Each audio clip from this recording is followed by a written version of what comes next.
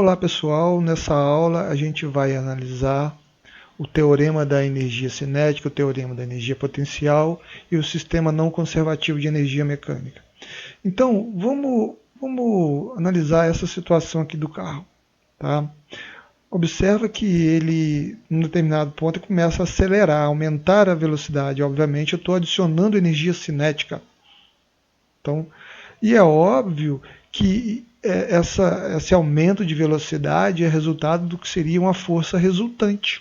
Então, há um trabalho de uma força resultante adicionando energia para que ele aumente a velocidade, aumente a energia cinética. Então, estou adicionando energia mecânica.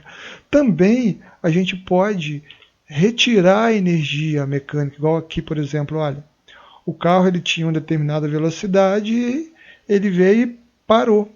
Quer dizer, você retirou a energia mecânica dele e ele parou. Tá? Então, é um trabalho da força resultante que retirou energia também. Tá? Então, o teorema da energia cinética é uma maneira que eu tenho de calcular o trabalho sobre um corpo, sobre um sistema, tá? Em função da velocidade. E é óbvio que esse trabalho que eu vou encontrar é o trabalho da força resultante. É a outra maneira que eu já tinha falado para vocês anteriormente de se calcular trabalho da força resultante. É através do teorema da energia cinética. O teorema da energia cinética nada mais é do que a variação da energia cinética do sistema ou do corpo. Então, observa. Então, o trabalho da força resultante é igual à variação da energia cinética. Vamos lembrar que na física, a variação é o quê? É o valor final da grandeza menos o valor inicial. Quer dizer, variação da energia cinética é a energia cinética final menos a energia cinética inicial. E a gente viu também que energia cinética é a metade da massa vezes a velocidade ao quadrado. Então, no caso, energia cinética final é a metade da massa vezes a velocidade final ao quadrado. E a energia cinética inicial é o que então? A metade da massa vezes a velocidade inicial ao quadrado. Então, seria a metade da massa vezes a velocidade final ao quadrado menos a metade da massa vezes a velocidade inicial ao quadrado. Tá?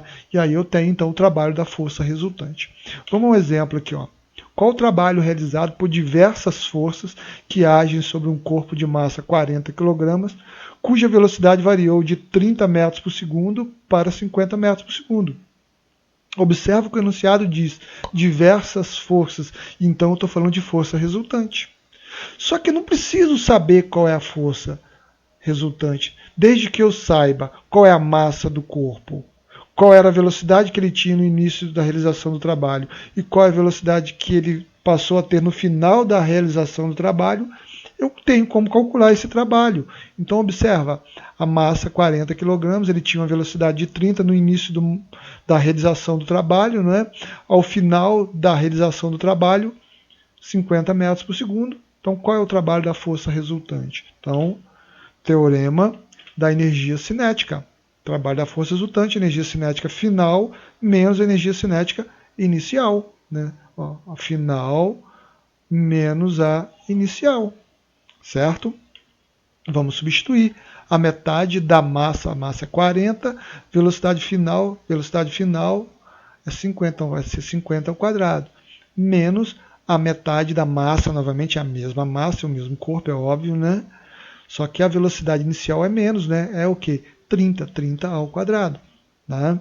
Logo, eu vou ter o quê? 50.000 menos 18.000, que vai dar 32.000. Aí você vai dizer assim, pô, mas e se a velocidade inicial e final fosse a mesma? O trabalho da força resultante seria nulo. Por quê? Porque se a velocidade inicial e final é a mesma, significa que a força resultante ou a aceleração nesse intervalo foi nula. Então, o trabalho da força resultante é nula. Tem como, no caso, a velocidade final ser menor que a inicial? É óbvio que também tem, só que aí eu vou ter um trabalho da força resultante negativo. Por quê? Porque eu vou ter um valor, no caso, vamos supor que, só para vocês entenderem, se essa velocidade final aqui fosse a inicial e a inicial fosse a final, ou seja, ele começou com 50 e terminou com 30. O que mudaria? A ordem dessas coisas aqui mudariam, né? Então seria 18 menos 50 mil, 18 mil menos 50 mil, daria menos 32 mil. Esse é o raciocínio, certo? Bom, teorema da energia potencial. Olha, o teorema da energia potencial tem a mesma a ver com variação de energia. Só que vamos entender uma coisa. Vamos lá, olha. Então o trabalho está relacionado à variação de energia, vamos lembrar disso, né? Então, eu posso calcular o trabalho tomando por base a variação da energia potencial? Sim. Observa isso aqui, olha. O carrinho ele desce. Então, quando ele está descendo, ele está adquirindo velocidade, certo? Se ele está adquirindo velocidade, ele está aumentando o quê? A energia cinética, aqui ó, de vermelho, está aumentando a energia cinética. Mas a energia potencial de azul está o quê? Diminuindo. O que está de verde aqui é a energia total, a energia mecânica total, que seria a soma das duas. Eu estou dizendo que isso aqui é um sistema conservativo, então ela conserva. O que está de verde se mantém, o que está de vermelho aumenta, no caso, à medida que o carrinho está descendo, e o que está de azul vai diminuindo na mesma proporção, certo? Então observa, se a energia cinética aumenta, a potencial diminui, então vamos lá. Como é que eu posso calcular, no caso, o trabalho utilizando a energia potencial, ou seja, através do teorema da energia potencial? Então vamos ver, olha. O trabalho, né, se eu vou calcular em função da energia cinética aqui, é igual à variação da energia cinética. Energia cinética final menos inicial. Certo? Agora, se quando o carrinho desce, a energia cinética aumenta, então ela é positiva a variação, a potencial o quê? Diminui. Então a variação da energia potencial vai ser negativa, na mesma proporção que uma aumenta, a outra diminui. Certo? Então, o que vai acontecer? Vai acontecer que, como é menos a variação, vamos lembrar que variação de qualquer grandeza, final menos inicial, né? Então, quando eu multiplico por menos 1, a final vai ficar negativa. Como a inicial é negativa, porque a variação é final menos inicial, quando eu multiplico por menos, ela torna-se positiva.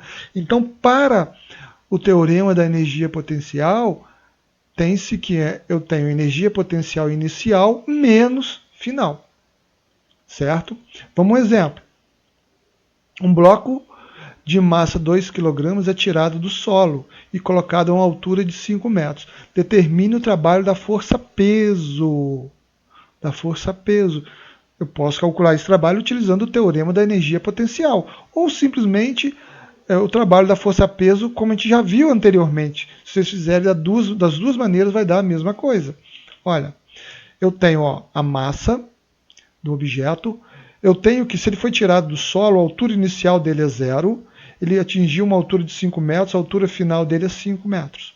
Aceleração da gravidade, 10 metros por segundo ao quadrado, e aí vou calcular o trabalho da força-peso. Então, o trabalho da força-peso é menos a variação da energia potencial, ou seja, energia potencial inicial menos energia potencial final. Então, vamos lá. Energia potencial inicial é a massa, vezes G, que é 10, vezes a altura, que é 0. É óbvio que eu já sabia que seria 0 aqui, porque a altura inicial é 0. Então, a energia potencial gravitacional é 0. Menos a energia potencial final. Então, final é o momento que ele atinge a altura máxima. Então, massa 2, G 10 e altura 5. Então, observa que vai dar o quê? Menos 100 Joule. Se nós fôssemos calcular, tá, utilizando a fórmula, no caso lá, do peso, lembra? Menos peso vezes H. Né? Menos peso vezes H. Então vamos lá, ó. Menos. O que seria o peso? 2 vezes 10, 20. Qual é a altura que ele atinge? 5 metros, olha. Então, menos 20 vezes 5 não dá menos 100.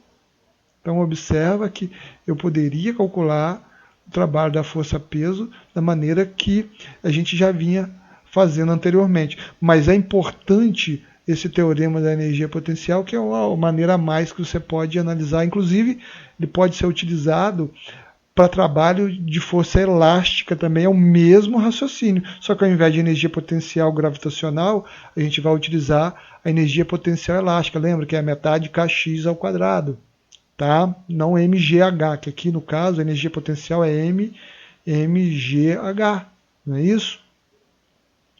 Vamos agora para o sistema não conservativo. A gente fez um exemplo bem parecido com esse, mas a gente tinha lá um sistema conservativo, que seria o quê? Um sistema, uma situação em que a energia mecânica ela conservava. Aqui não. Aqui a energia mecânica ela vai variar, ela não vai conservar. Se ela não vai conservar, significa que ela vai variar, né? Então vamos analisar aqui, olha. Um esquiador ele tem massa de 80 kg. Desce uma pista de esqui a partir do repouso, então já sei que ele partiu do ponto A aqui, e nesse ponto A a velocidade dele é 0. Então ele partiu do repouso aqui, né? A partir do repouso. Sua velocidade ao chegar aqui no ponto B, no ponto B aqui é 10 metros por segundo. Calcule o trabalho realizado pela força de atrito durante a descida, no caso, até atingir o ponto B, quer dizer, do ponto A até o ponto B. E vamos lembrar que a altura em relação ao nível de referência, que é o nível 0, no caso aqui, que é onde está o B, né? A posição B é de 10 metros, né? Então vamos aos dados aqui, olha. Velocidade no ponto A, 0. A altura em relação ao nível de referência, 10 metros. Seria a altura, né, na posição A, né, 10 metros, a altura na posição B, 0, a velocidade ao atingir o ponto B é 10 metros por segundo, né? A massa do indivíduo, 80 kg, e o G, 10 metros por segundo ao quadrado. Né? Então vamos lá. Olha, gente, presta atenção. Quando eu tinha um sistema conservativo, se vocês forem lembrar, e o desenho, até era o mesmo desenho, só que era um sistema conservativo, era o esquiador, né?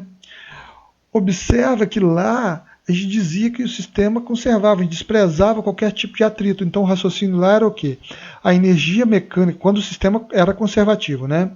A energia mecânica no ponto A era igual à energia mecânica no ponto B. Agora, quando o sistema não é conservativo, é não conservativo, o que eu posso analisar? Vou começar do ponto que ele começou a descer aqui, no ponto A. Então eu tenho energia no ponto A. Até aí é a mesma coisa. Então a energia mecânica no ponto A é igual à energia mecânica no ponto B, mais o que foi dissipado. E tem lógica nisso? É óbvio que tem. Vamos fazer um cálculo mental aqui, só para vocês entenderem que isso aqui tem lógica. Digamos que não fosse essa situação, fosse uma outra situação qualquer, que lá num ponto A qualquer, o corpo tivesse 100 joules de energia mecânica, certo?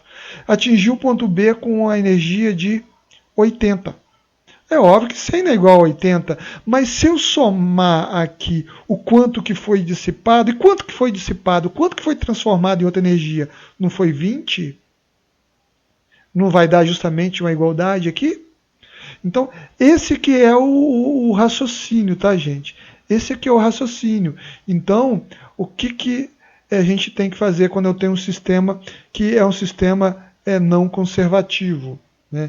Eu vou ter uma energia inicial, aí eu vou analisar até um determinado ponto. Aí eu vou pegar, igualar essa energia que eu tinha no início, vou igualar com aquela energia que ele vai ter no final do processo, mais o que ele perdeu durante esse processo, no caso aqui, do ponto A até o ponto B. O que ele perdeu, o que foi transformado em outra energia, é o que foi dissipado. Aí você vai dizer, mas o que tem se dissipado a ver com o que está sendo pedido aqui, que é o trabalho realizado pela força de atrito durante a descida? É porque a energia mecânica dissipada, no caso, é igual ao módulo do trabalho da força de atrito, tá? Você vai dizer, mas por que igual ao módulo do trabalho da força de atrito? Porque o trabalho da força de atrito é negativo, mas a energia mecânica dissipada não. É o quanto você perdeu, o quanto se transformou de energia mecânica em outra energia. Tá? Então vamos desenvolver aqui para a gente ver como é que vai ficar. Então olha bem, ó, a energia mecânica no ponto A, energia cinética mais potencial, no caso gravitacional, né, no ponto A, que é igual à energia cinética no ponto B mais a gravitacional no ponto B. Isso aqui a gente já fez no sistema conservativo, lembra? Era até aqui que a gente ia. Só que agora teve o acréscimo do que foi dissipado. Porque para que eu tenha igualdade, eu tenho que somar lá no ponto B o quanto que foi dissipado, como eu já falei anteriormente. Né? Então, olha bem, ó, energia cinética é metade da massa vezes a velocidade ao quadrado. A energia potencial que eu tenho aqui é gravitacional, mgh, não é? E o que eu falei, a energia mecânica dissipada é igual ao módulo do trabalho da força de atrito. Por que módulo? Volto a dizer, porque o trabalho da força de atrito é negativo, mas quando você vai dizer o quanto que foi dissipado de energia mecânica, não é um valor negativo, a gente vai achar um valor positivo aqui. Tá? Então vamos lá, olha. Vamos aqui. Energia cinética no ponto A. Eu já sei que a velocidade no ponto A é zero, então energia cinética é zero. Acabou a história. No ponto A, ele tem uma altura em relação ao nível de referência. Qual é essa altura? 10 metros. Então ele tem, ó, energia potencial gravitacional M, qual é a massa dele? 80.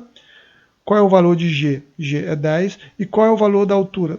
Coincidentemente, 10 também. É mera coincidência, tá, gente? Então eu tenho aqui o que seria a energia mecânica que eu tinha no início de tudo lá, no ponto A, que vai ser igual à energia cinética no ponto B. O que é energia cinética no ponto B? A metade da massa vezes a velocidade no ponto B ao quadrado. Então, olha, a metade da massa, a massa é 80, a velocidade no ponto B é 10, então 10 ao quadrado. Mais a energia potencial gravitacional no ponto B. Vamos ver, olha, a altura no ponto B é zero. Pois se o H, a altura, é zero, obviamente que a energia potencial gravitacional no ponto B também vai ser zero. Então, mais zero, que é a energia potencial gravitacional no ponto B. Mais a energia mecânica dissipada. E aí, vamos lá.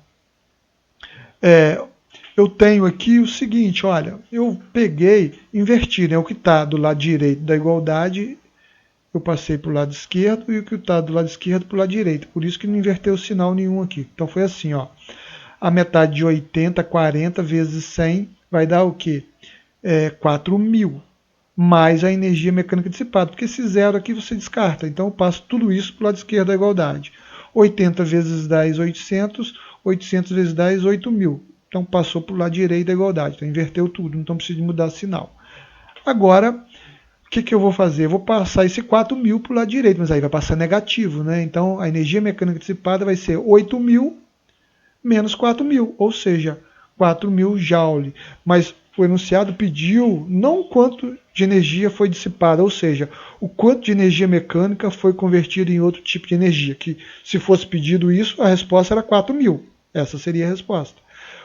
O que foi pedido aqui, olha, qual é o trabalho realizado pela força de atrito nessa descida, ou seja, do ponto A até o ponto B. Então, o trabalho da força de atrito é menos 4.000 joule. Certo? Bom, gente, vamos ficar por aqui então. Fiquem com Deus. Até mais. Tchau, tchau.